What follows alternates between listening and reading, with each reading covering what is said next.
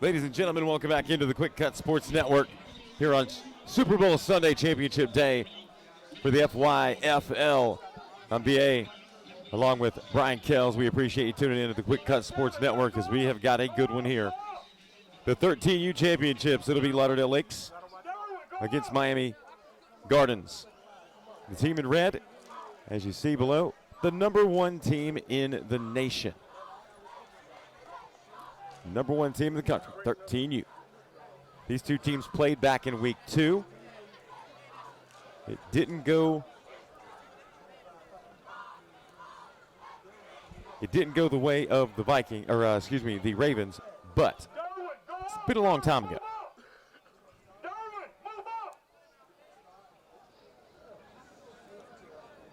So the Vikings, also known as TMT, will take on the Motion Boys of Lauderdale Lakes. I'm excited for this one.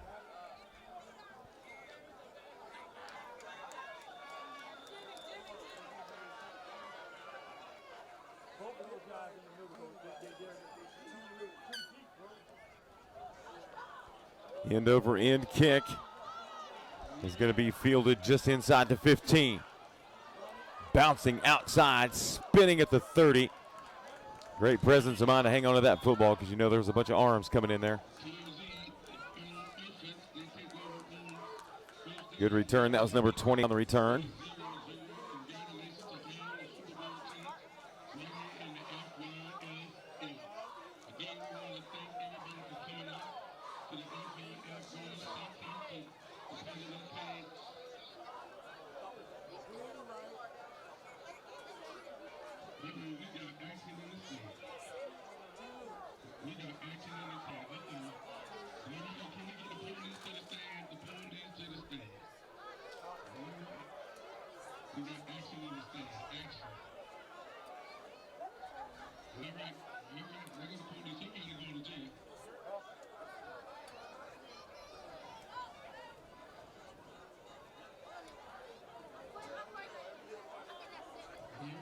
Here we got some action in the stands and action on the field.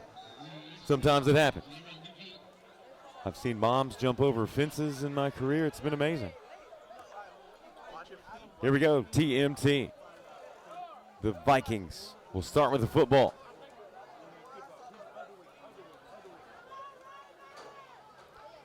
This is a handoff up the middle. Getting to the 40.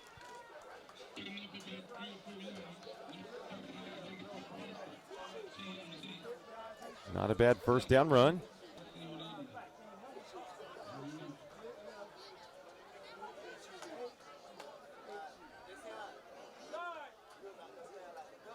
Tyndall with the carry.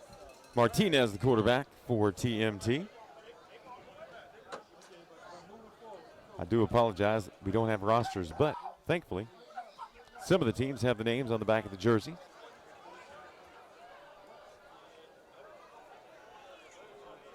Second down and 4. Martinez looks to throw. Finds Tyndall out of the backfield. He's going to be hit. Good defense there. Pushed back as he approached the 40. You know this is a good start defensively for the Ravens. And as I said, that week 2 is a long time ago. A lot can change. Teams gel, teams mesh. Guys begin to understand their role. As much as you want to look back and say, well, this should be, and this ought to be this. Could be a blowout. Indeed, #1 team in the country. You never know, though. That's why we play. So far, so good on this early drive defensively. Here's Martinez, looks to throw near side. Leads his intended target just a little too much. Pierced the intended target.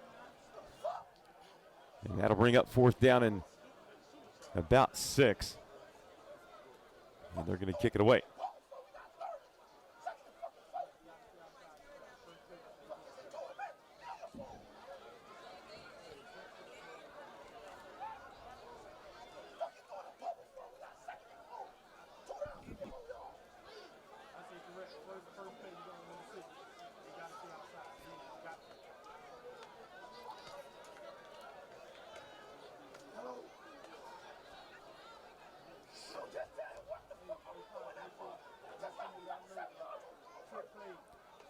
Here's the snap. Kick is away.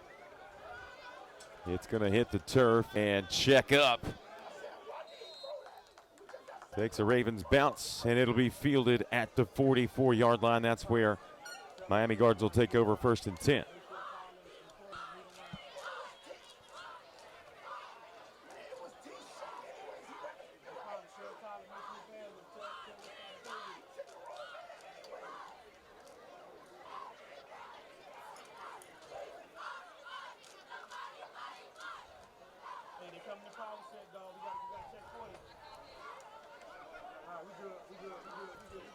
Here we go with the offense on the field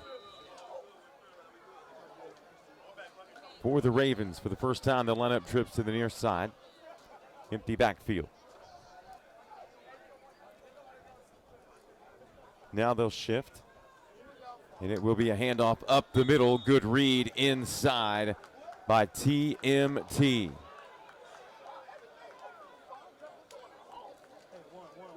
Looked like Gills, if I'm reading that correctly, from his linebacker position, coming in to make the stop.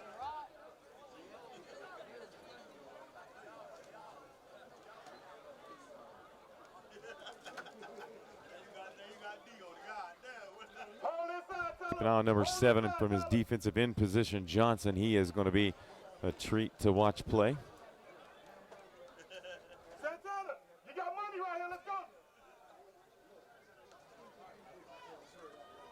Here's a running play, bouncing to the outside. Great speed. Has midfield, gets into Viking territory. Down to the 47. Excellent run.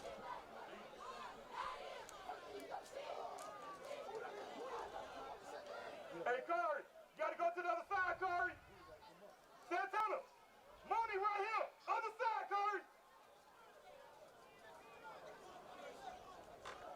Edge, Corey, edge, Corey, edge, edge, edge.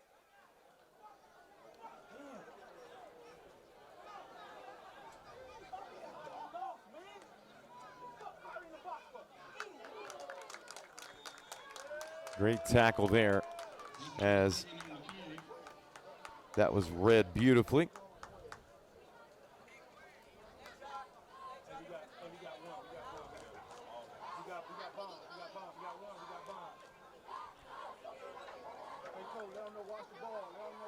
Both of these teams have athletes all over the field in just about every position, and a lot of these substitutions you're going to see, it's like for like. And that's what makes watching these two teams that compete at such a high level, it's so much fun to watch. They do things that most young men around the country at this age probably don't even know how to do.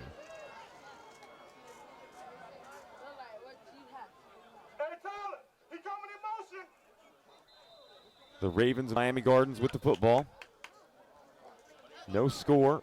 First quarter, 5.5 left. Whistles, timeout. We'll take it with them. Back in a moment right here on the Quick Cut Sports Network.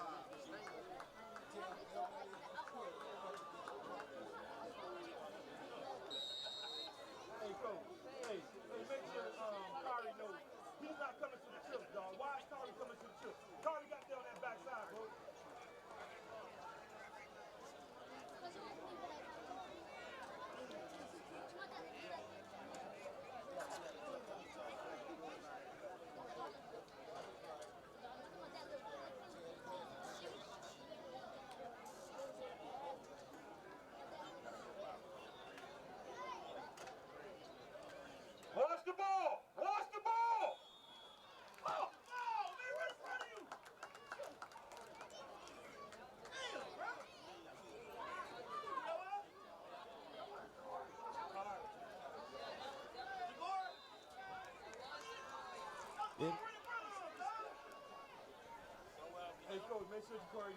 All right, back to action here on what will be 4th and 3.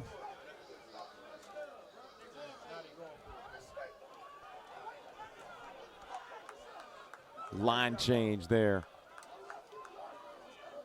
for the Ravens. Yeah, they got him. First down, Miami Gardens. Great job. Great execution by the Ravens.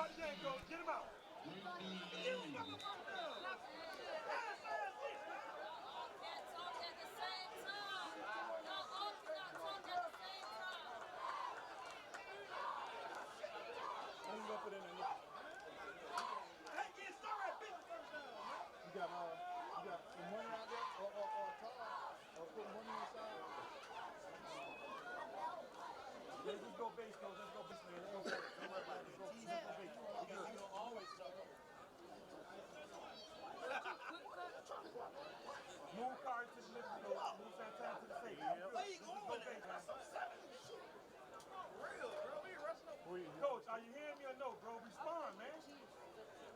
13 inches.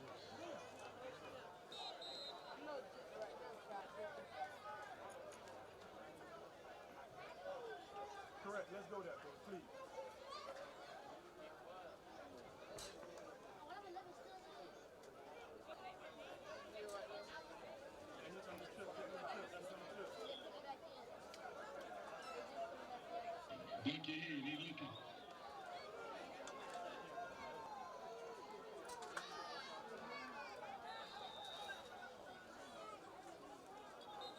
Hey, boy, you go up, close.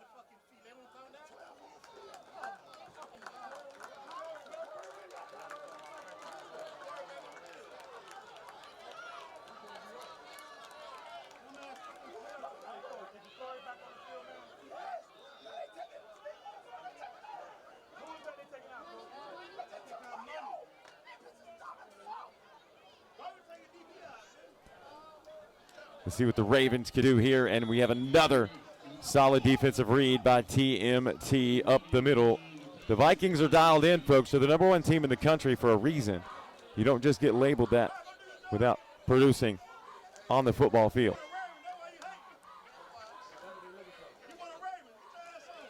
Second and 5.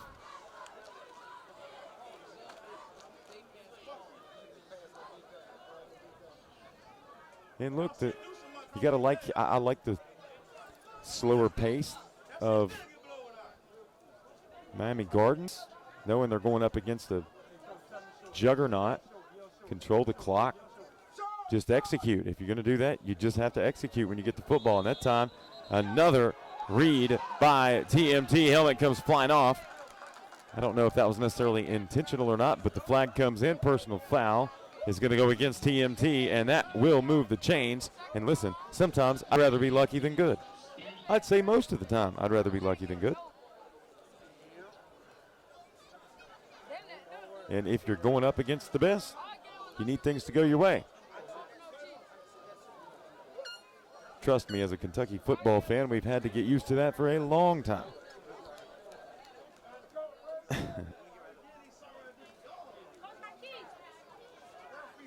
would let y'all watch, but I can't connect my monitor because I'm live streaming it. Alex Richin, the quarterback for Miami Gardens. Trying to get to pay dirt here against the #1 team in the nation. Here's the snap. Richin looks. He throws, and that falls to the ground incomplete. Fortunately for the Ravens. And Richin, he took a shot right there as he let fly.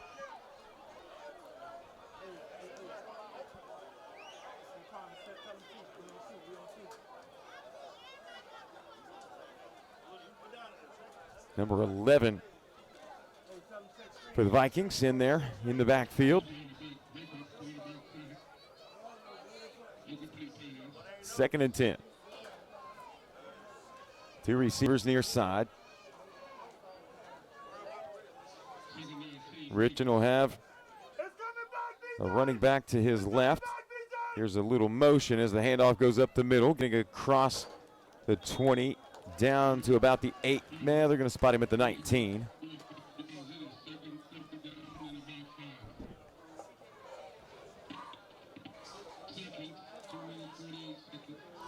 So with 2 minutes 43 seconds to play here in the first, clock continues to fall. No score in this 13U championship. Miami Gardens Ravens with the football.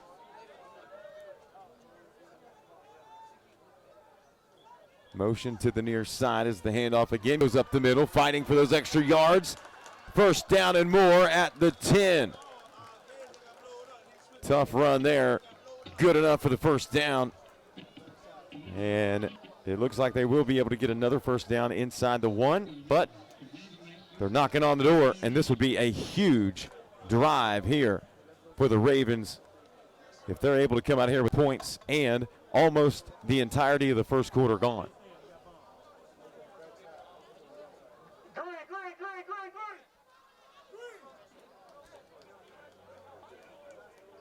Richin will have Single man in the backfield with him. That's number 8 with the carry, falling inside the 5, down to about the 4-yard line.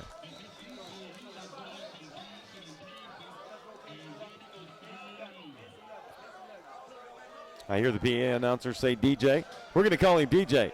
Well done, DJ, on that great run. Let's do it again. Whistles and a timeout called by the Vikings prior to the snap. Clock stops with 1:30 here in the first quarter. Take a break. Don't go anywhere. A lot of football coming up. Good football.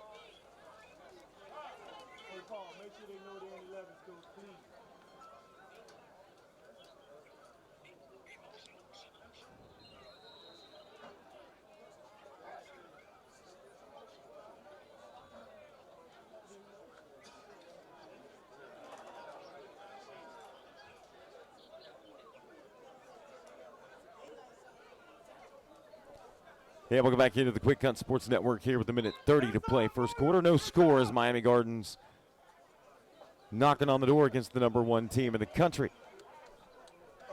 Richin leading the offense for the Ravens. Nope.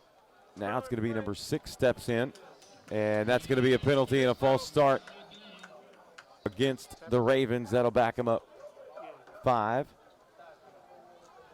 And those are the type of penalties against the number 1 team in the country you just cannot afford. They do not need help. It's coming back to you, Aiden. It's coming back. 2nd and 8. Here's a handoff. DJ gets inside the 10, falls forward, down to the 6. It'll be 3rd and 5.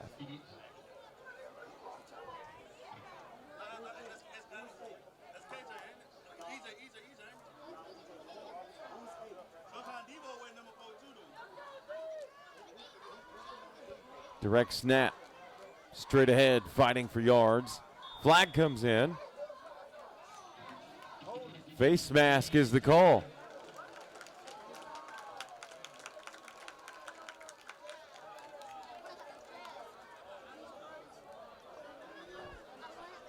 And if it was me, I'm going quick. You've got them on their heels a little bit. 1st and goal at the 1.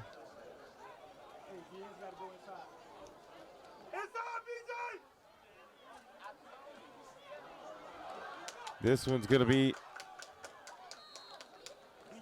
met in the backfield, loss of 1. Actually, they're going to say no gain. Yep, no, loss of 1. 2nd and goal.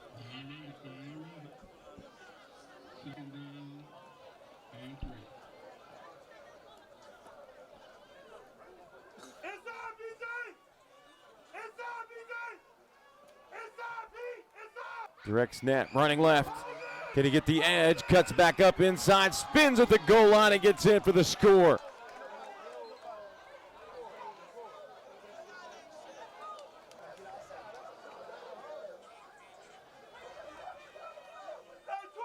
Flag on the play, holding against the Ravens.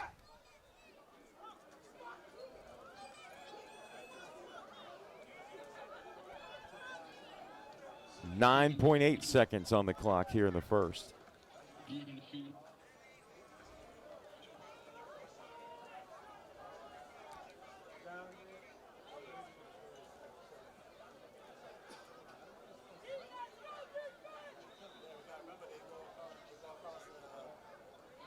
Line of scrimmage will now be the 11-yard line.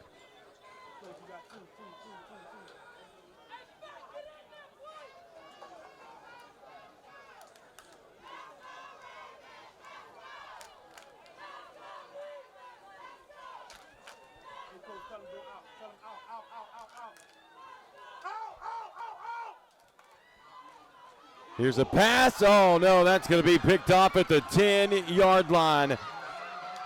Alex Richen did not see the defensive player. He is still on his feet at the 40, surging forward to the 38-yard line on the pick.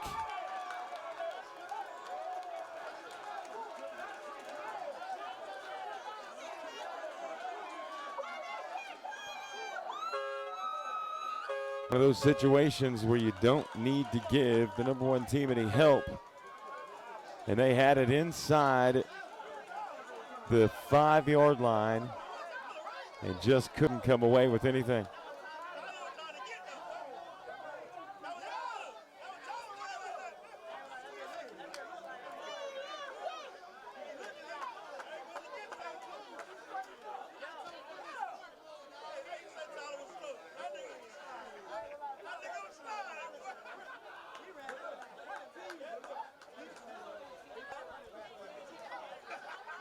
That will also conclude the first quarter. They'll switch ends here in this 13U championship contest.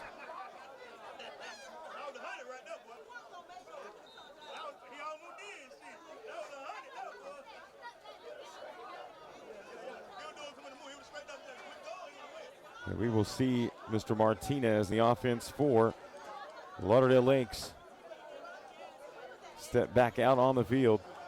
This will be their second possession of the game. Not only had Miami Gardens gotten down the field, but they'd done it exhausting almost all of the first quarter time. It was kind of a perfect scenario. They just couldn't come away with points. And now, Lauderdale Lakes trips to the high side. Martinez in the shotgun, handoff up the middle. Down to the 35.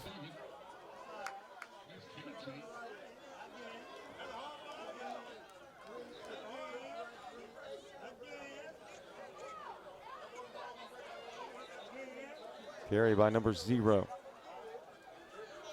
Donaldson.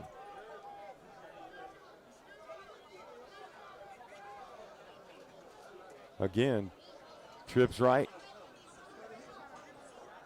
Single receiver on the near side. Pass play that side, right side, catch made. Down to the 30, stood up there. We'll see where they spot him. 31-yard line is where it'll be.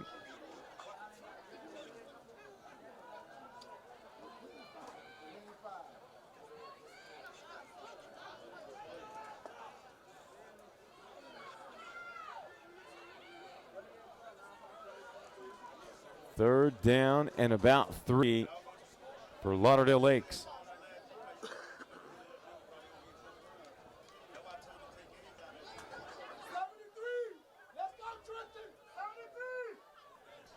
Trips to the near side, single receiver, top of the screen. Handoff Donaldson, bounces to the outside, lowers his head. Looks like he is going to have enough for the first down. That'll move the chains.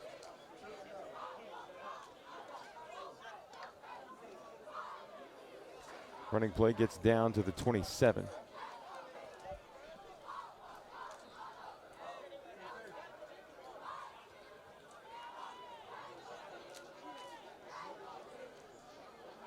They're going to keep Donaldson in the backfield.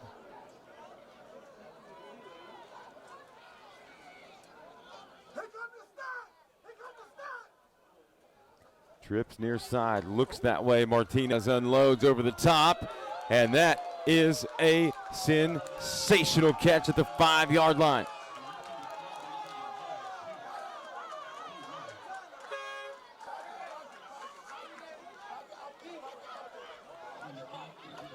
Number 6 with an insane grab.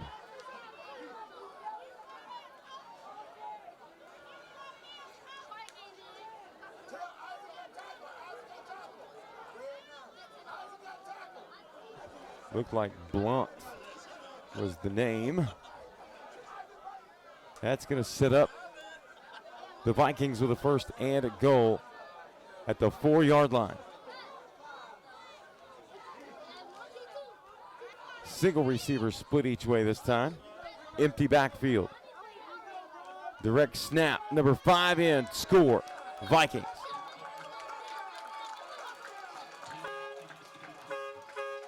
Johnson with the direct snap score. That gives the Vikings a 6-0 lead. 7:22 to play here in the first period. Extra point pending. That one's got to sting a little bit if you're a Viking, a Raven, because they had it within their grasp at the 4-yard line. Actually down to the 1, if I'm not mistaken.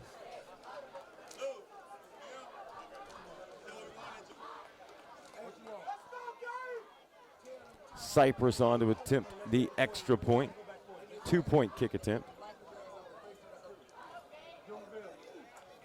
Nope, it's fake. Johnson rolls out, fires into the end zone, and that is good. Good execution there on that one. And so the Vikings, the number 1 team in the land, they lead at 7-0 here in this 13U championship. Back with more here on the Quick Cut Sports Network.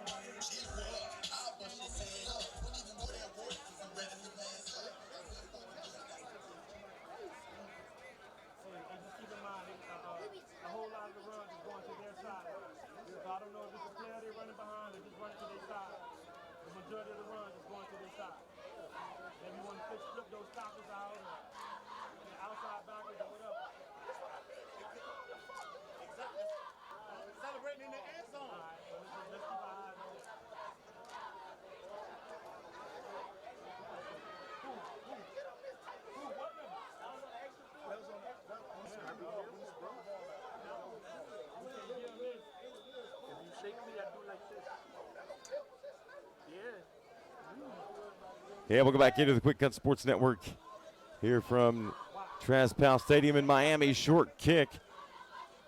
And Miami Gardens is going to have excellent field position. They'll start 1st and 10 at about the 39-yard line of the Vikings with an opportunity to answer the score. 7-0 currently in favor of Lauderdale Lakes.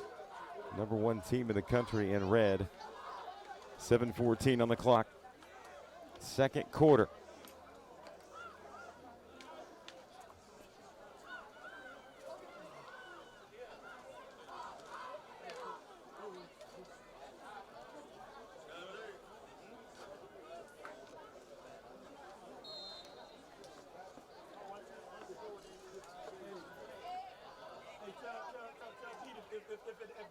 So Alex Richin will bring his troops back out on the field. And they're going to have a short-term memory after throwing the interception deep in their own territory. They're going to try to answer now. Trips to the near side.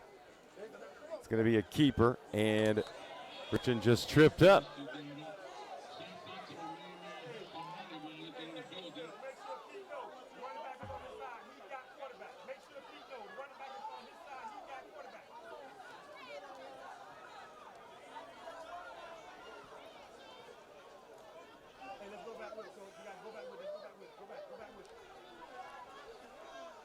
Clock falls to 6:45 to play here in the first half.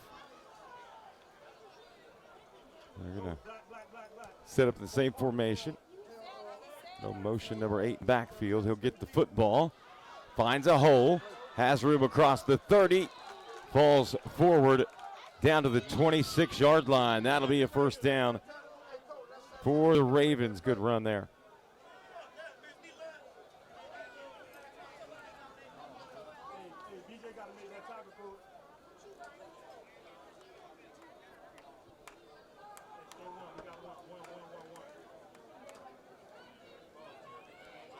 Got a moving clock now at 6:10. First half, 7-0.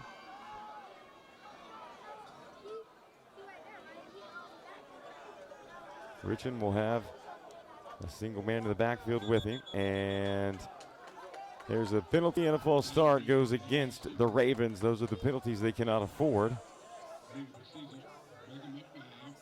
That'll move the line of scrimmage out to the 31.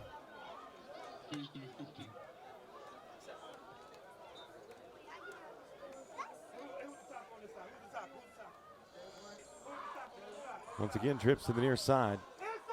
They've got a very tall target, number 16, nearest us. See if they try to utilize him. Single receiver, top of your screen. Handoff up the middle, met at the 30. Gain of about 2.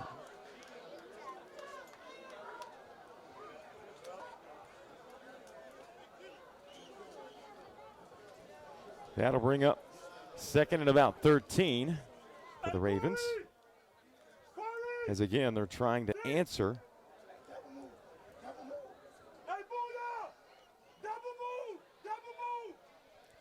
5:04, moving clock. First quarter, or first half, excuse me. Alex Richin, quarterback. Number 1 in white. Once again, that lineup trips to the near side. Here's the snap. Richin looks to throw. He's hit and dropped. Back outside the 35 at the 37.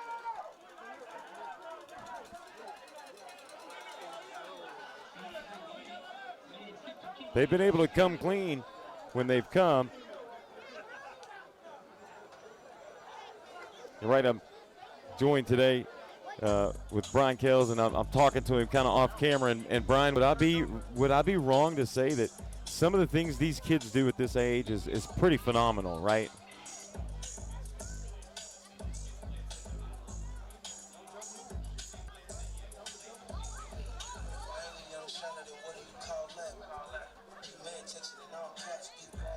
All right, let's do that one more time. I'm sorry, I should have handed you the headphones to begin with. Brian Kells joins me, and he is a longtime head coach, current head coach at Trinity Prep over in Winter Park. And Coach, this is the first time I've had the pleasure of seeing this level of talent at this age, and this is phenomenal. Some of the things they do, most kids at that age don't even understand yet can execute, right? Yeah, these kids are just awesome to watch. I came down last year, did this game, and then the one next weekend as well, and just watching their level of execution, their athletic ability, and then their just general IQ in football is just really high. Their ability to run such sophisticated offenses and stuff. So it's pretty cool to see them perform at this level at 13. Yeah. Some of these catches that I've seen and some of these throws, particularly in that last U12 game by Mosley, just incredible. Oh, yeah. The kid has an arm, that's for sure. And, you're going to see a lot of these kids playing in this league, or some of them are future NFLers for sure. Oh, yeah. You're going to see some of these guys playing on Saturdays and Sundays down the road. So it's exciting to watch. It really is, and you can see it. I mean, it's so obvious. You don't have to watch much. Here's another defensive play by TMT. They are making a living in the backfield, and that was a tough one right there. Yeah, they get off the edge fast there at DMT. They're quick. That defensive end is fast. Got a really quick first step and good hands. I'm gonna have to do a little research. Just for my own information, I would love to see. I don't think the camera does it justice for people watching. I've got a few folks at home that's watching. Just because, when you say you're watching the number 1 team, I don't really care what age it is. It's intriguing if you're a sports fan. But the camera does not do it justice. Some of these kids look like grown men out there. Yeah, they're tall, they're thick, they hit the weight room. Yeah, they look like it, that's for sure. I mean, they'd incredible. They'd probably be able to line up and knock off some high schools, that's for sure. Oh, yeah. They're definitely put together. Here we go. Big play right here. I was wondering if they'd fake it just because you're playing the number 1 team. Yeah, sometimes you got to take a chance. You do. You got to put yourself in a position to win. All right, that'll do it for a minute, 3:17. We'll take a break, official timeout for a water break. Back with more right here on the Quick Cut Sports Network.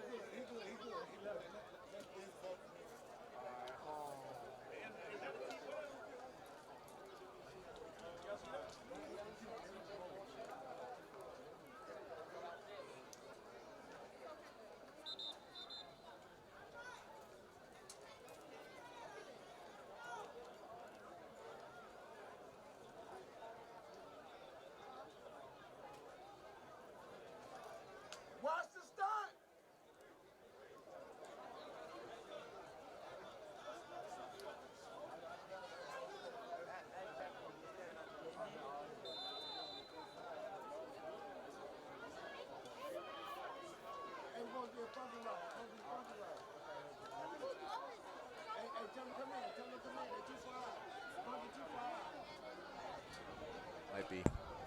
And we'll get back into the Quick Cut Sports Network. BA, Brian Kells, appreciate you tuning in here from Traspal Stadium. Here's a pass play. Near side, catch made, out across the 25 to about the 29. See, the TMT did like that quads or diamond formation up top. They have 4 receivers out there just to get that isolation back here with that single receiver there. Pretty nifty little play. Yeah, some of the I've been fascinated by some of the motions that I've seen, and granted, now some of them are maybe a little over the top, but it's been pretty impressive that they've been able to execute them with minimal penalties. Let's go 5 wide this time for Mr. Martinez. He's going to throw it top of the screen. Catch made. Room to work at the 30. Has the edge. 40. Ooh, what a collision. Stood up at the 40. I'm surprised we didn't hear that. Some pabs popping on the field, that's for sure. Wow. These guys are not afraid to be the hammer, you know. They don't like to be the nail. And, you know, that's another thing with football that I've come to, you know, you certainly understand it, and I've watched it as my son has come up. You know, with each kid, I feel like it's either they are willing to take the contact and appreciate it, or they're not. It's hard to teach a kid to be okay with contact, I feel like. No, I think you're right with that. You know, they generally either have it or they don't when it's contact. I mean, in time, they can grow confident with it. Sure. You know, my son But they better be a good football player to overcome it, right? Yeah, absolutely. I mean, you've got to be willing to get out there and overcome and keep working hard and just in time grow with it. Sure. Here's whistles. And another penalty. Oh, no. Timeout. Timeout. They keep staying in that spread with a diamond formation down here. It's pretty unique. It is unique. They got those tall receiver, though, on the backside. They try and isolate him, and they got the quick speed over here with the 4 receiver side. They ran that little screen last play. That was pretty sweet. Yeah. Get the ball out to a quick guy and let him run. Yeah, and there again, you know, again, my unfamiliarity with this level of football at this age. It's amazing to me that they can implement some of those schemes and these kids just get, you know what I mean? Yeah. The execution side of it, I'm big on that. I coached high school soccer for a long time on the girls' side with my daughter, and, you know, I didn't care if you were a good soccer player or not. If you can understand what you need to do and do it when you need to do it, I can teach you the other stuff. Now, clearly these guys work hard and they're well coached. Yes. You know, that's one of the most impressive things, I think, watching these games. And from the 6U all the way up, how well coached these kids are. And I'm sure you're going to see some future high school coaches, maybe even college coaches coming off these sidelines down the road. You spoke earlier about future NFL stars coming out of this league. I'd love to see that roster of former players in this league. I'd say it's vast. Oh, I would imagine. Martinez looking to the near side, slips. Hits the ground. Good pressure as well by the Ravens. They had 4 or 5 white jerseys in there in the backfield. Ravens are fighting, man. They're clawing. They're keeping this game close. 2 minutes left to go, and, you know, it's only down 1 score here. And listen, that's hard. I mean, for me, it was heartbreaking watching it as an announcer with them giving up that interception deep in their own territory against, you know, a juggernaut that you need those breaks to pull an upset. Absolutely. It was tough. Yeah, they drove down well, and just an unfortunate break there for them. But, you know, they're keeping themselves in this game. Martinez drops back. Pressure comes, rolls near side. They can't get him, but he does throw it complete to the near side. Flag came in, lays at midfield about the 15-yard line. That's going to back up Lauderdale Lakes.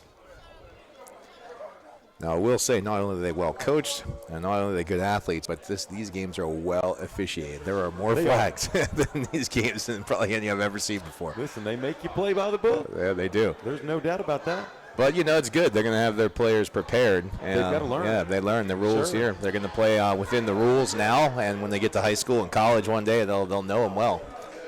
I'm glad you brought up officials, Brian, because I always like to mention this, and I'm very tired today. I had a long day yesterday, and I'd have forgotten, but my father was a former basketball official for years back in the old Big 8 conference in basketball, but I tried it. It wasn't for me, but let me tell you something. We need officials unbelievably. It is a shortage across the country.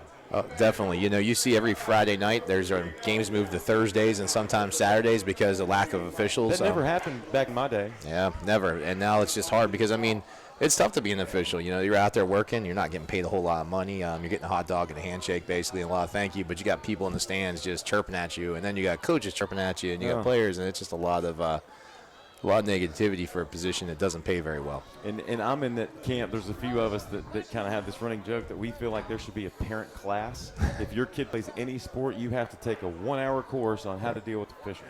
Yeah, I don't care if they make the worst call in the world. Give them a break. They're human. It is. It's tough. I mean, that's they for sure. don't come to your job and tell you not to do something. Or you did something wrong. Here's a great play up the middle. Nice athleticism across the 20 out to the 25. I would definitely love to see some parents sit and take that class. Right? You know, how to deal with officials and maybe how to deal with coaches sometimes. I saw a wild one last year. It was the underclassmen all-star game for the area. It was down at Feltram. And they're into the game, 5 minutes left. They had to call the game because it got so contested. The game was out of control, right? But it was in the waning moments. But it got so heated that parents started jumping over the fence, and you know what I mean? They had to cancel this kid's game or these kids' games, Sure. an all-star game no less, over something silly. Yeah, we once years ago. I had a JV game. I was my team. I was the head coach of the high school. I was watching our JV team play, and a little brawl started to take place at the end of the game. And as the coaches were separating, some of the parents coming on, maybe with intentions to help, ended up making the whole thing worse because then we had our parents and the other parents, and they started fighting. We actually had the kids separated and away from each other, but the parents were still going at it. So it was that's the worst, isn't it? Yeah, it's tough sometimes. You expect these kids to as they rise in age to have a little chatter on the court or the field. But it's when the parents chime in, and I see it at my son's. He decided to jump back into basketball this year, and we've done the circuit. Went as far as Puerto Rico for a tournament this summer. Wow. And it's the same there. It's identical. Yeah. That's just sports in general. I mean, Sure. people feel like they can come and yell, and that's fine. I mean, to a certain extent, there you can go and have a good time, and you can chirp a little bit, but, you got to know where to draw the line. It's more the ones that try to live through their kid that I get incensed about. Yeah, it can make it difficult, that's for sure. Yeah. And then sometimes they wear an official out, and then the calls don't go your way. I know, Absolutely. that's happened to me before where, Sure. we've been in Me games too. that are close, and, we've worn the official out, whether it was me or my assistants or parents, and then, calls don't ever seem to go our way. Oh, here we go. Nice Great return. return. Yeah. They need that. They need those little bright spots here in this game. It's only 7-zip. It is a game. 35 seconds to play, roughly 36.5 officially in the first half. They're just one big play away from tying this thing up. That's really what it. it comes down to. You have a play like that right there in a down and distance play near the goal line. You're scoring. This game's even going into the break or possibly. It'll be interesting to see when they come out at halftime how each team adjusts. What to talk about there, how they're gonna make moves for the second half to see where we end up. Especially the Vikings, I think, obviously being the favorites and sometimes being a team so highly ranked, sometimes they can start a little slow, and then, they'll deal with the saying, the cream rises to the top. We'll see how they come out that second half. And this, is interesting as well because to this point in the ball game, I have to consider this a victory for Miami Gardens simply because they played in week 2 and fell 40-0 to this very team. So already, I would imagine a massive improvement, at least from my eyes. Oh, absolutely. Anytime you can come and, stay in the game, keep it a one-score game, you're doing a great job, especially after a loss like that. Yep. Hesitation there as the defense collapsed the pocket. Richin, I think he hesitated a little bit, and once he decided to release it was just simply too late. Yeah, when they got pressure like that, you got to take it and fire it. If you wait, you're just going to get sacked. It's tough. Yeah, and this, hey, let's call it like we see it. This isn't your average pressure. So you got some big guys with some speed coming at you. You got to get out quick. To your point, I've done a lot of high school games in my career, and I know that this team right here could whoop a lot of them. Oh, yeah, there's no doubt about it. Both of these teams, matter of fact. Oh, yeah, for sure. And a lot of these guys, like you said, will be big high school stars in a few years. Yep. So. Pass play near side, incomplete. Just couldn't hang on. No flags, at least not yet. Heavy pressure and good pressure, double covered right there at the 25. But I believe that probably, I know the coaches are considering that it should be caught ball. Oh, yeah. I think the DB did a nice job of separating him, too, though. He came up and put a nice hit on him as he was, as the receiver was catching it. So, you really got to fight for that ball with your hands as a receiver. You got to attack it, catch it, rip it in, and DB really put a nice little hit on him. 31 seconds to play here in this opening half of this 13U championship game. Number 1 team in the nation, Lauderdale Lakes, the Vikings in the red uniforms. If you're just joining us, taking on the Ravens of Miami Gardens with the football, trailing 7-0.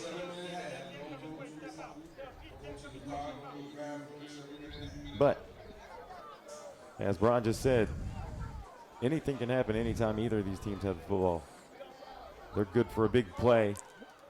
Really good defense, almost batted out of the air, but that's a great catch on the low throw. Yeah, it was. He reeled it in. Really went down and grabbed it.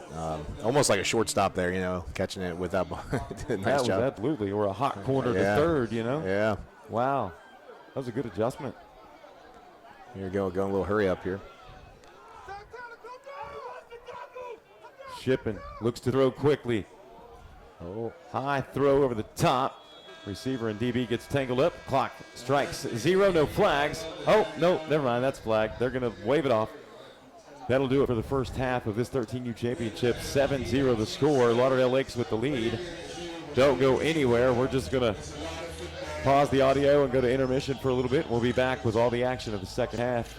Brian, please come back. I'll be back. Thank you, man. Yep. We'll take a break. Back with more here on the Quick Cut Sports Network.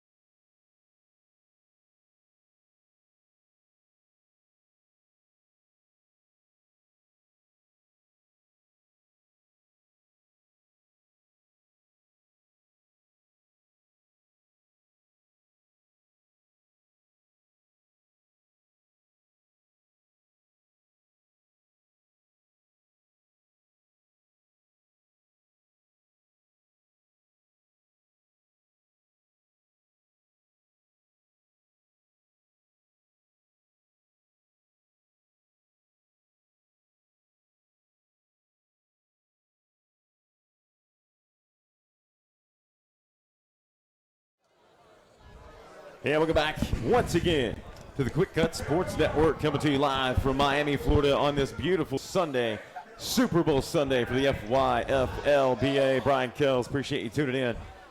Kickoff is going to be fielded by the Ravens of Miami Gardens. They trail at 7-0 against the number 1 team in the land, the Lauderdale Lakes Vikings. And Brian, so far, I said it in the end of the first half, you got to feel like momentum, even though they're down 7-0, is kind of on the side of the Ravens because they're in this game, period. Yeah, they've scrapped. They've kept it a one-score game, and that's all you can ask for in this type of situation. You come in maybe as a big underdog, and now you're battling with a team that is heavily favored, and you never know. Now you're one big play away from tying it up, and who knows, maybe an extra point away from taking the lead. I'm telling you. That's all you can ask for, and it'll be exciting to see how these teams adjust here coming out of halftime.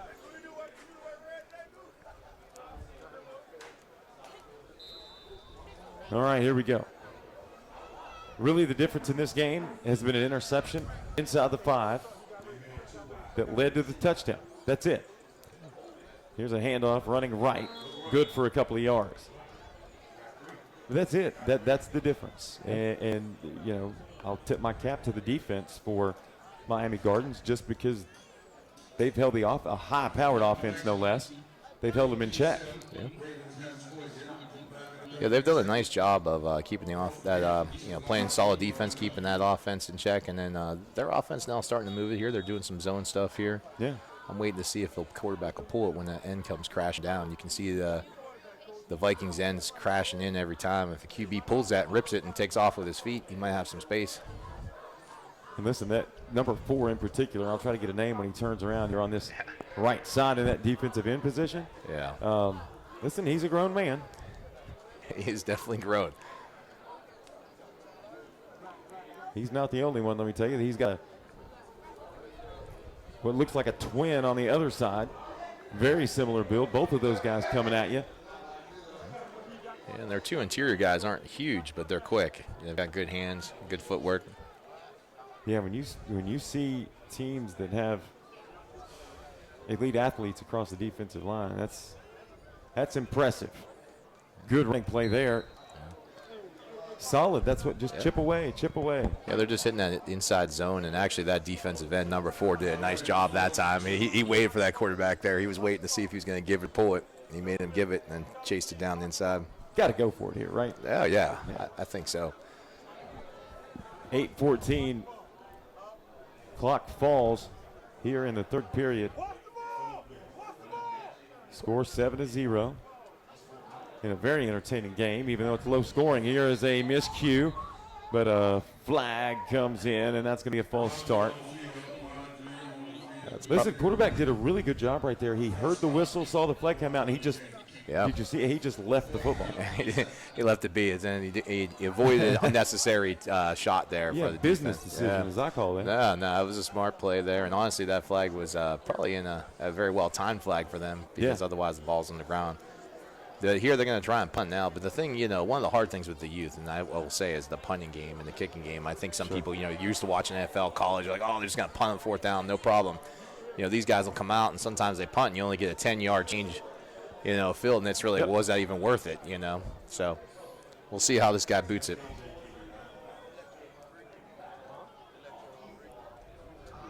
Here it is. Yeah, it's a pretty good kick. Decent. Actually. Yeah. Good hang time. Mayer fielded near midfield, coming up the near side, tiptoeing the sideline, but stepping out of bounds. We'll see where they spot him. Probably around the 38, but 37 it is. So that's the hard part. I mean, that ball was at 30 to start, so, it's only, exactly what you said. 7-8 yards. I don't know. So, that's why you love sometimes, especially in these youth leagues, they'll just go for a 4, throw the ball deep, hope for a pass interference call, or they'll go with a hard count and get the defense to jump, one of the two. As they said in that movie, the odds are ever in your favor, or whatever that line was, because exactly your point. You take that shot.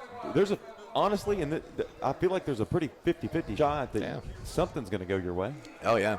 There's a team in, Tennessee or Arkansas somewhere. The guy goes for it every single time on 4th down. He's a high school team. Yeah, every time, and he onside kicks every time, no matter what. Hey, But he's a master of it, and they've won a bunch of state titles. I can't remember the name of the team. I can't believe I've forgotten it. But I might have to Google that one later.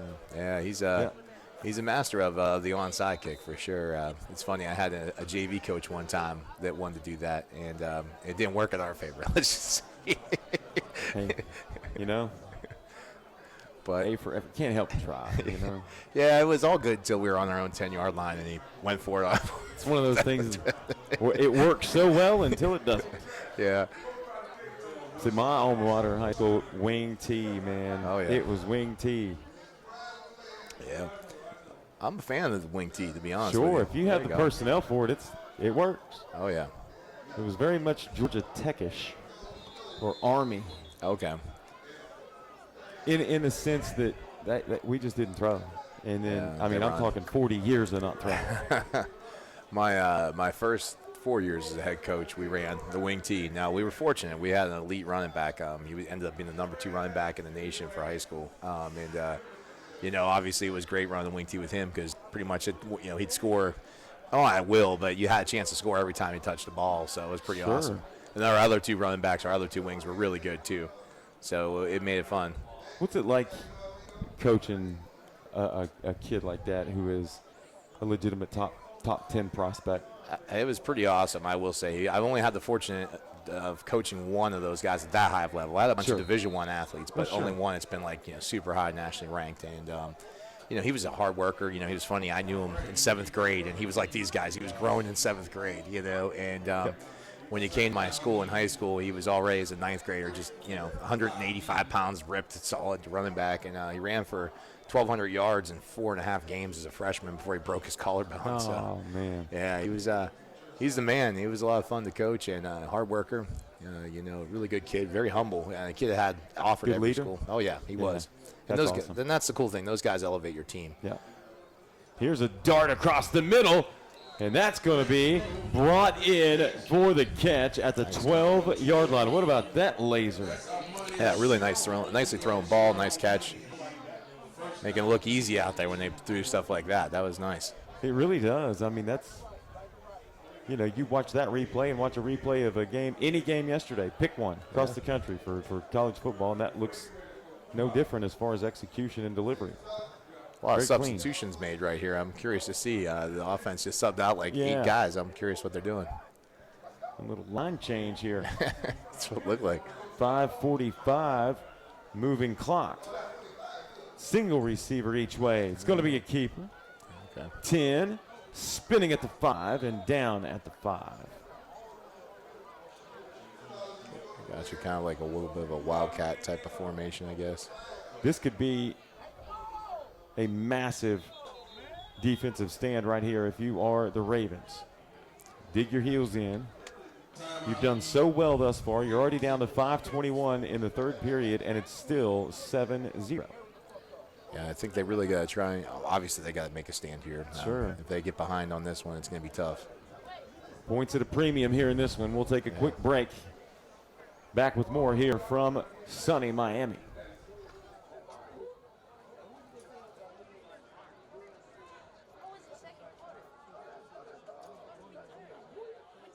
That is. They mess up with the clocks in front.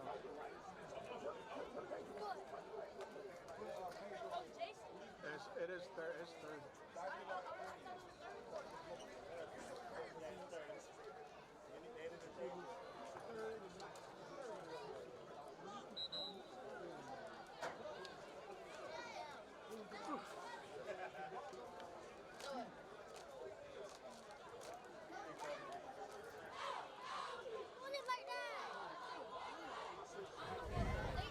Welcome back in. Quick Cut Sports Network here from Traspal Stadium here in sunny Miami. #1 team in the country with the football, looking to extend a 7-0 lead.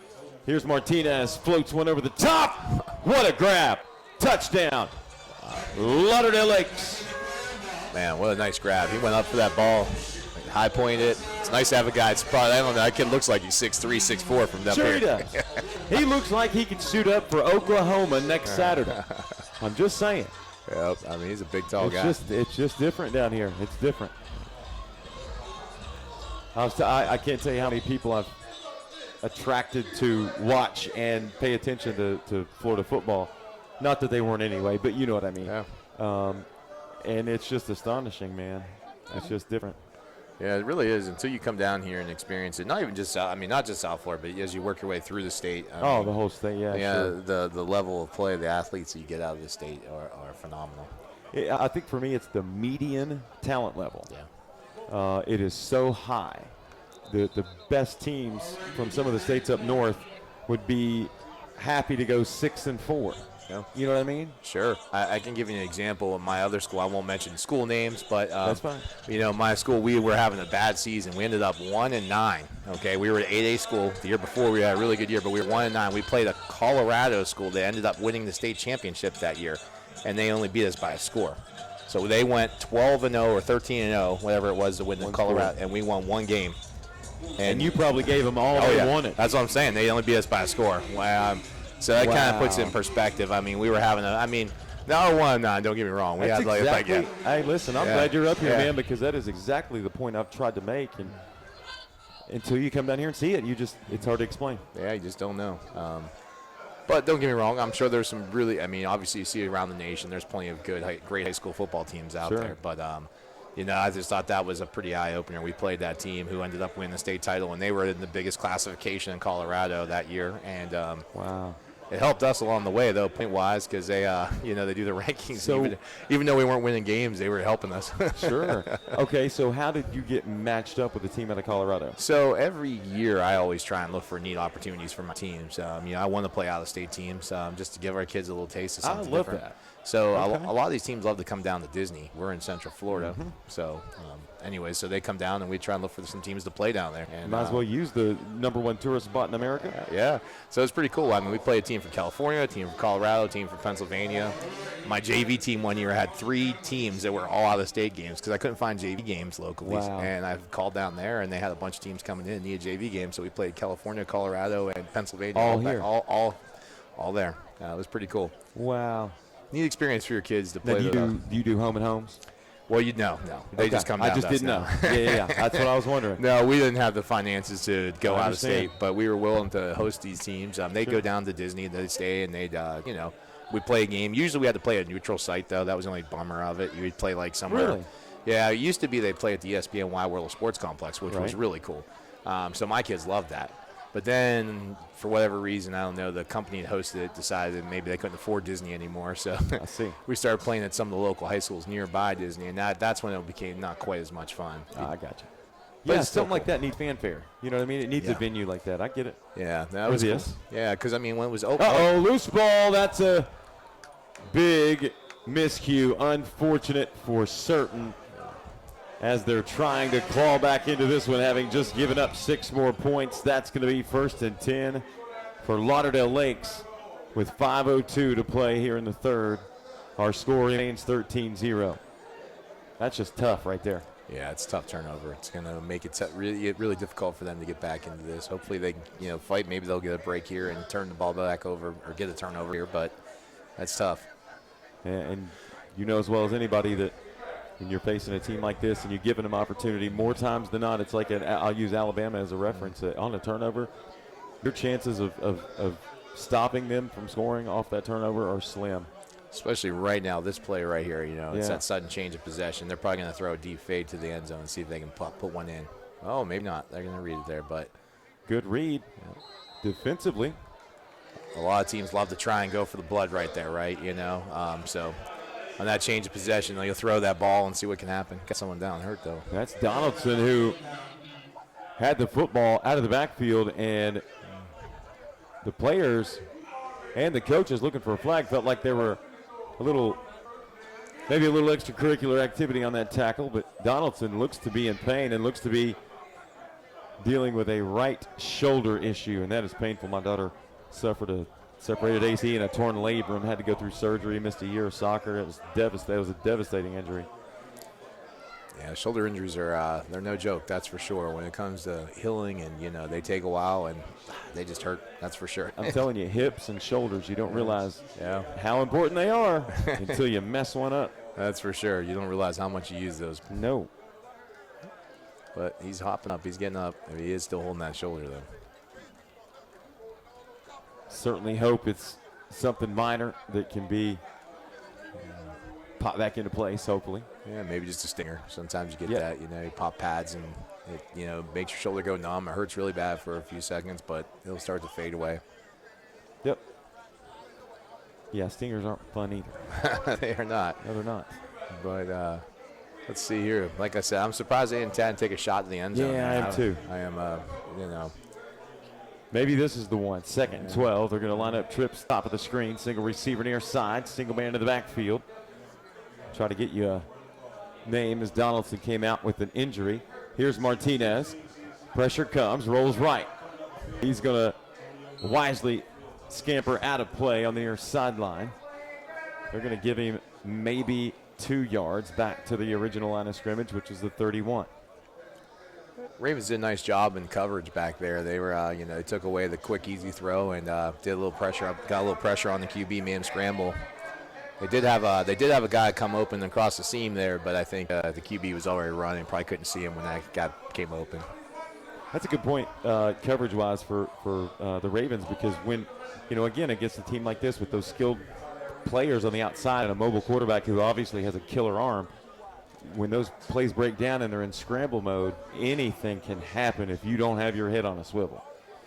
So that was really good defense. Here's a shot under pressure. Oh, in and out of the hands of his intended target. That was a surefire catch. Heard the steps coming down there close to the 20. Yeah, sometimes it happens. Took his eye off the ball, was looking to score and not focusing on catching it. Another one of those well-built wide receivers in this 13U championship game. Another kid who, look, he already looks like he's going to be playing in college next year. They definitely passed the eye test. They do. If any of them happen to move to Central Florida. Right?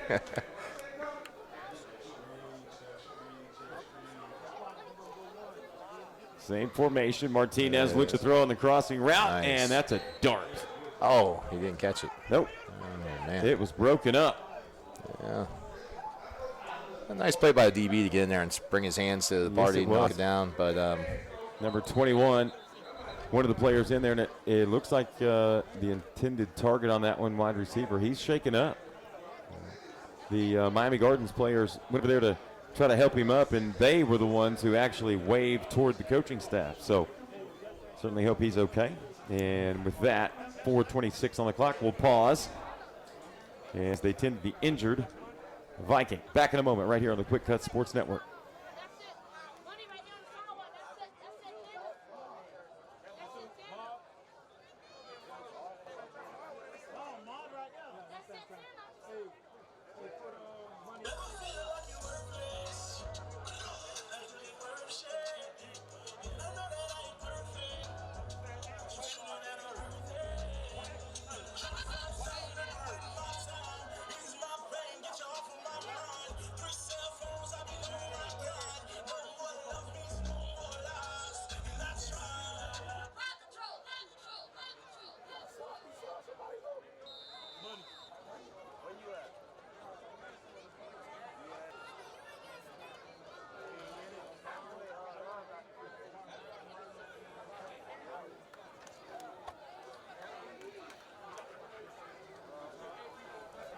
Welcome back in, Quick Cut Sports Network. 4:26 to play here in the third. Miami Gardens, the Ravens with the football. They're going to try to run it up the middle here on first down. Good for a couple of yards. That'll bring up 2nd and long. Wide receiver that was shaken up on that play a few moments ago is number 6. He is gingerly making his way around on the sideline. That's a good sign. We appreciate everybody tuning in here on this Saturday, Super Bowl Sunday for the FYFL here from Traspal Stadium in beautiful South Florida. Handoff coming right at us.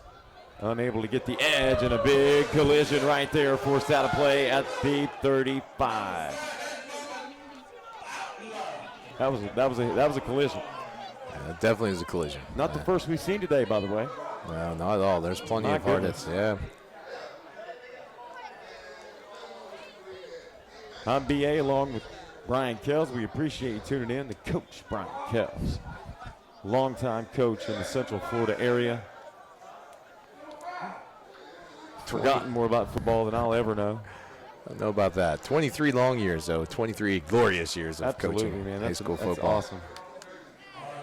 But it's fun to come down here and see some different talent. Like I said, being in the Central Florida area, get to see a lot of youth football up there. But it's fun to come down here and see the difference in youth football from up there to here. It is fascinating, isn't it? Yeah. This is my first experience with that, and I'm fascinated by it. A couple of weeks ago, I was up in Jacksonville doing another youth thing up at Bowles. Also fun to go see how schematically different. Sure. The way it's just really neat. Yeah, no, there's a lot of great football up in North Florida, that's for sure. All right. Alex Richens going to tuck it and go, but he can't get away from the pressure as he tried to get the edge. Loss. Now they're going to mark him. No gain on the play. It's a nice open field tackle Yes, by it number was. number 1. And I can't read the number from here, but really nice open field Number tackle. 2. And that's the hard thing to do. I don't think a lot of people, until you play the game and you see a guy come full speed in the open field, and you got to be the guy to tackle him. It's a difficult thing.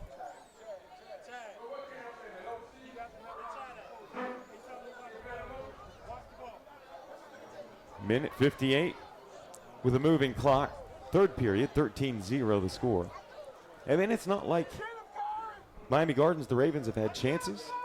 Yeah. They have really kept this game in check for the most part. And again, they TMT opened the scoring on a miscue. Yeah, I mean, to this point, they've kept the game, close, a respectable game where they're right in it. I mean, still even now, they're only down 2 scores. I mean, a big play gets them right back in it. There you go. All right. Flag on the This one's is a flag. Yep. Yeah, roughing the punter. Flag on the play as the return heads up the near sideline. But that one's going to come back. Yep. There you go. Opportunity. Yeah. Listen, you take what you can get, especially in a championship game against a team that you had played earlier in the season and lost 40-0.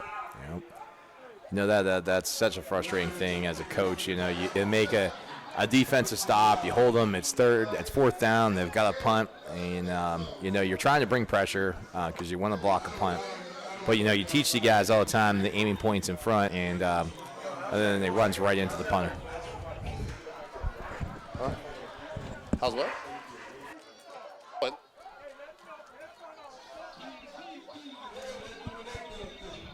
Game reset, minute 12 on the clock. Yeah. 13-0. Number 1 team in the country. Lauderdale Lakes Vikings with the lead. Miami Gardens Ravens with the football. And listen, this changes completely if Miami Gardens able to get to the end zone. Still got a whole nother quarter of football left, so they get to the end zone. It's plenty of back to a time. one-score game. I mean, so far the games have all been tight. The first 2 games went to overtime. Well, the last game wasn't tight. That was the only one. The third, that was a 12U game. But the 5U last night was a one-score game that I did. The 6U was an overtime game. 7U was an overtime game. Yeah, we didn't get to talk before this game, but man, listen, that 12U team, that Miami Garden Ravens team was legitimate. Yeah, they were. Some big-time players on that team, and man, they were just smooth. That's for sure. Single man to the backfield, trips to the right for the Ravens. See what they can do here. Oh. Pressure comes, and that's going to be a big loss all the way back to the 35-yard line. Loss of 14 on the play. I don't know if I'm, if I'm the Ravens, I might think about trying to keep another guy in to help protect, maybe pick up the end. I don't know, because they're just having a hard time every time they drop back and pass. They're only rushing 4 on the defensive side, but the offense is 5. Can they not stop those 4? Yeah, you spoke about the presence of the defensive ends there for Lauderdale Lakes, or TMT, as you will hear us refer to them as. Yep. Those guys are legit too. Yeah. They're athletic, they're tall, they're shifty. And you're not going to see players like that week in, week out. Yeah, if I were them, I'd think about keeping 2 backs in there, line up in his gun, and then having the backs help with the ends. It's not a bad idea at all. You know, then you just try and step up as a quarterback into the pocket. And then you also have to avoid Yeah, you got self-inflicted wounds. Yeah, absolutely. Penalties will kill you. You just can't Really, truly drives you nuts, doesn't it, as a coach? I've never coached, so I gotta ask. Yeah. They say, oh, it'll drive a coach nuts. Well, how nuts? Yeah, it drives you nuts. Crazy nuts, I'm sure. A funny story after this play, if you want to hear it about penalties. 100%. Look at the throw. Great looking throw, but it is picked off. Did not see that third defender, and he's going to take it to the house. Wow, there you go. That was a nice interception. He read that well. Quarterback was just a little behind on that throw across the middle, and that safety just took it. I mean, that's all it was. Interception goes for about 46 yards. And the second interception of the game. This one results in a pick and score, 19-0. As the clock strikes 0 to end the third period, they will end the quarter with the extra point attempt. He did not see that third defender coming. They did a nice job. He didn't see it. He looked at the kid he looked at his receiver the whole way, which the safety just read his eyes and stepped in front. Which is, that's hard not to do as a quarterback. So I don't mean sure. That's a challenging thing not to do, and and you're going against some high-level talent here, so it's not easy. Here's the kick for the extra point. It is up and it is good. 21-0 our score. We'll take a break.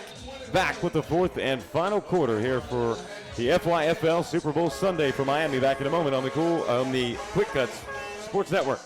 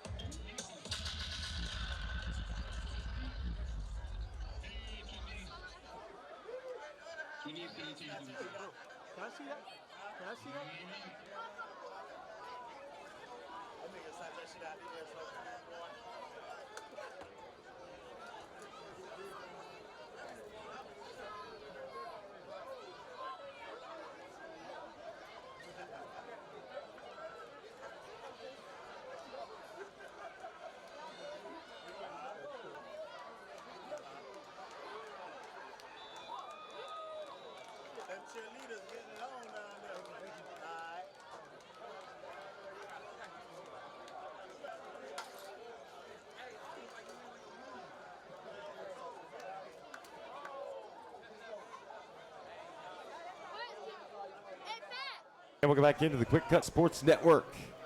21-0 our score, just underway fourth quarter as the number 1 team in the country, Lauderdale Lakes Vikings, in control here in the red uniforms. Taking on Miami Gardens, the Ravens. We'll have the football after the kickoff. They'll have it first and 10 at the 20. BA, Brian Kells, we appreciate everybody tuning in for this full day of action. I'm anxious to see this last 10 minutes if Miami Gardens really does anything different, throws out the playbook, like you said, throw in a couple of more blockers. Yeah, I mean, if they could help their quarterback, give him a little more time, I think. But that's not easy to do. And the running backs are not notoriously the best blockers either. Yep. So I mean, you never know, but it could help. I don't know. Yeah, you're right. Yeah, it's getting that time though for them. It's they've got to try and make something happen. And So again, the line of scrimmage will be the 20. Ball will be spotted the near hash. 4 wide, top of the screen, single receiver down low. Yeah, this new formation. We haven't seen him in this, so definitely different. And right away, TMT calls a timeout. So we'll pause for a moment while they call a timeout. Score 21-0 in favor of the Vikings.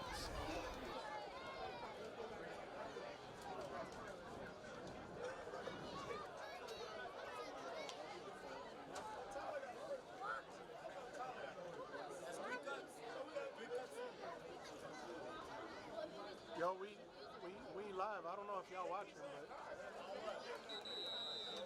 but ask in the press box. You guys post that one? I'm posting it too, yeah.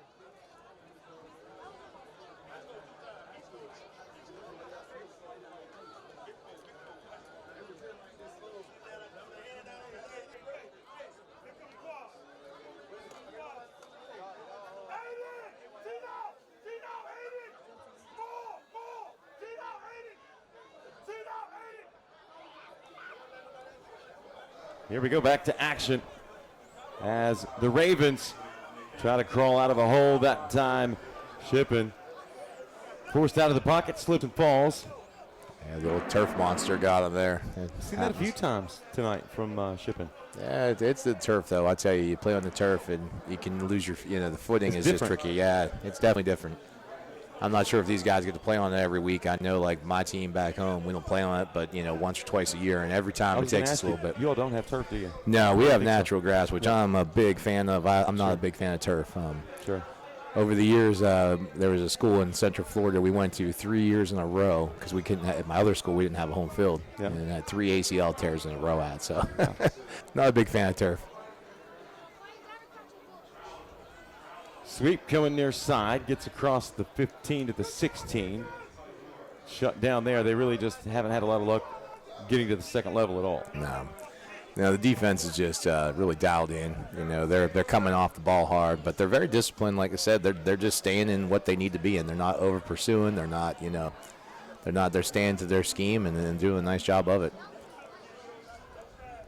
Yeah, I mean, as you said earlier, we were talking off air, and it's cliche, cream rises to the top, but it does, right?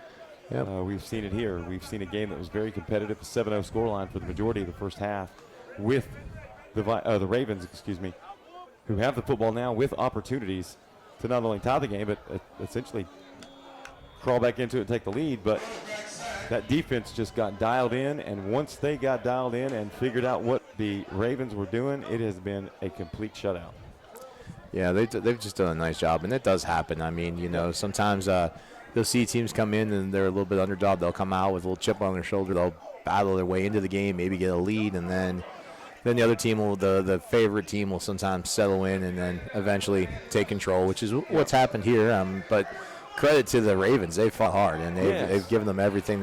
You figure they were beat 40-0 the first time, and here it's 21-0, and they were close to scoring the one time early on, and so here they're gonna punt it here, which they backed up their own end zone, but they got to, and but they've played hard. They played a good game, and they showed their heads high regardless. They did, and like we've seen, is we hope everybody's been tuning in here on Quick Cut, but they've had plenty of chances, and I can't speak to that enough. That it's not, you look at the scoreline, say it's 22-0, it's a blowout. Well, not really. No, not really. No, I mean, it's been a one-score game for the first half, and now most of the third quarter they've obviously they pulled away here in the fourth. But it's like this, like that unforced error.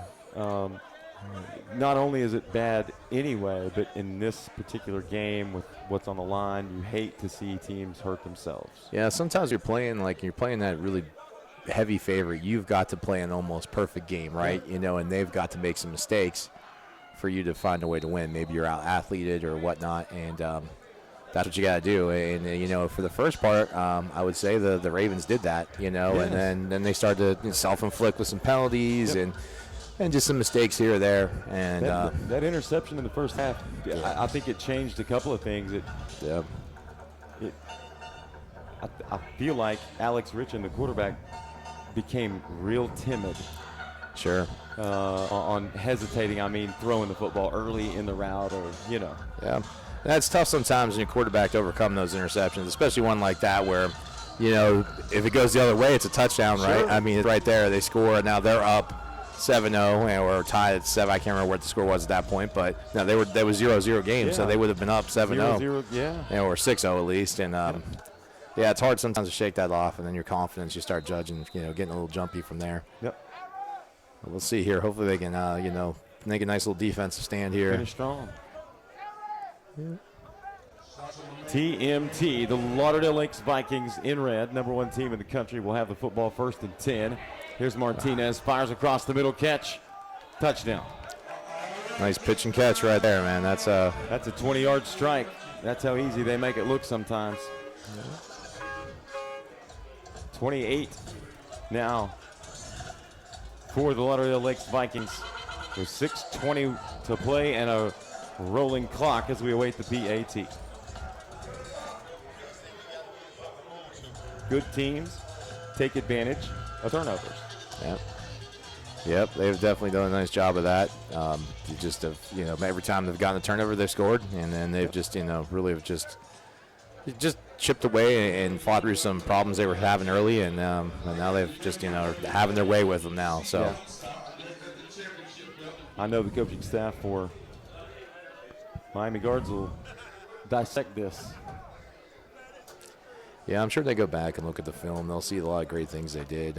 Obviously, the self-inflicted penalties will, that will hurt, and they'll. Good defense there. They stayed home.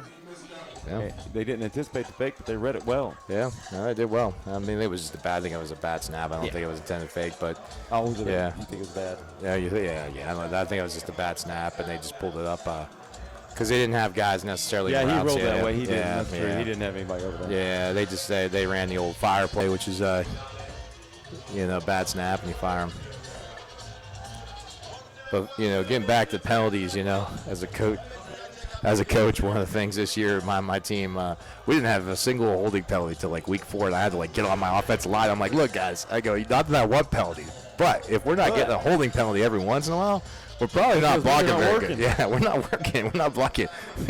No holding penalties. Not a single one. What? Yeah, I think it was week 3 or week 4. That's incredible. Yeah, it wasn't incredible. We weren't very good, so they were not blocking very well. Come on, fellas. Yeah, I had to get on. But then we, then they got a little carried away, and then we had a bunch of penalties. Sure. But hey, if you're not holding, you're not playing when you're up front. You know, you gotta hold a little. No, I completely agree. 28-0 our score, 5:04 on the clock as the Vikings are set to kick this one away after the 20-yard strike to extend their lead from the right arm of Martinez.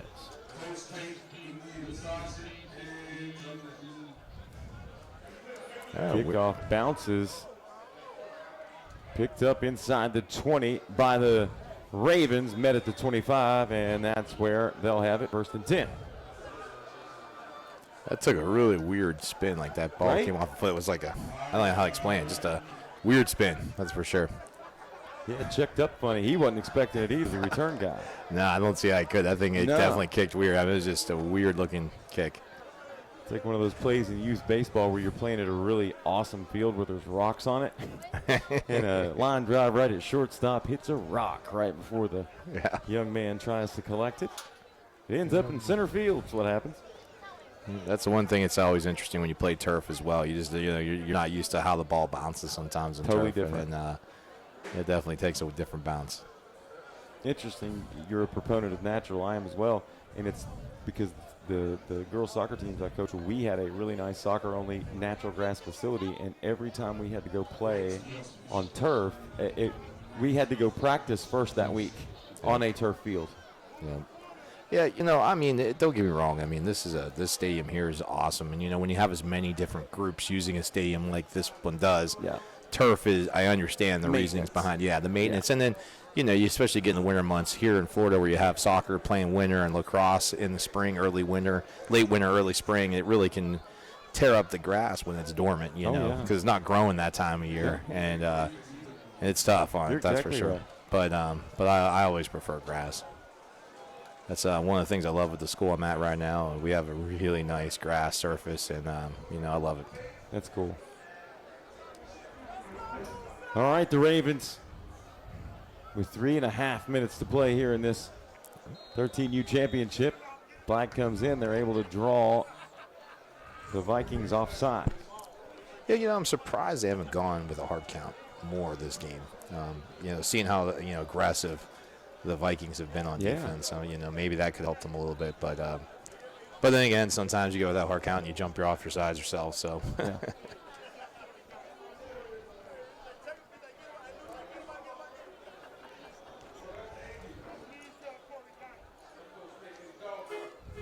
Here's a handoff coming up the middle. Maybe the 31, gain of 1. It'll be 2nd down and 4.